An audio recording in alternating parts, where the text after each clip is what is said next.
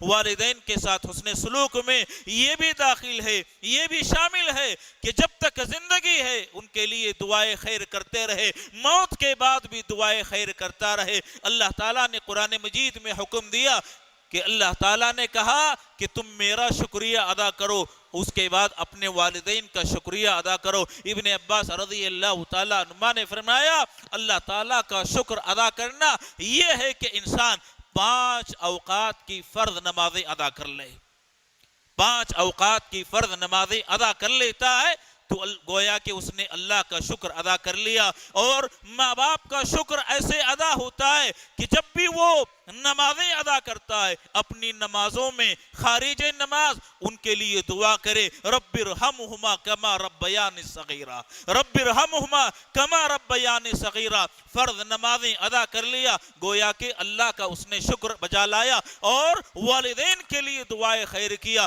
گویا کہ اس نے والدین کا شکر ادا کر دیا۔ میرے محترم مسلمان دوستو، نہ صرف ان کی زندگی میں بلکہ موت کے بعد بھی ان کے لیے دعائیں خیر کرے۔ نبی کریم صلی اللہ علیہ وسلم نے فرمایا کہ انسان مر جاتا ہے، قبر میں چلا جاتا ہے، مرنے کے بعد قبر میں اس کے درجات بلند کیے جاتے ہیں، اونچے کیے جاتے ہیں۔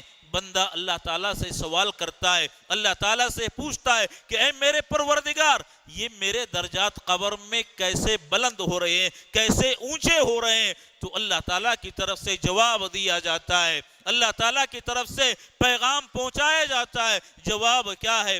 پیغام کیا ہے؟ اللہ تعالیٰ کی طرف سے پیغام یہ پہنچایا جاتا ہے کہ تیری اولاد نے تیرے مرنے کے بعد تیری مغفرت کے لیے دعا کیا، اسی وجہ سے قبر میں تیرے درجات اونچے کیے جا رہے ہیں، تیرے درجات کی بلندی ہو رہی ہے، تیرے درجات اونچے کیے جا رہے ہیں، اس لیے کہ تیرے وفات کے بعد تیری اولاد نے تیری مغفرت کے لیے دعا کیا۔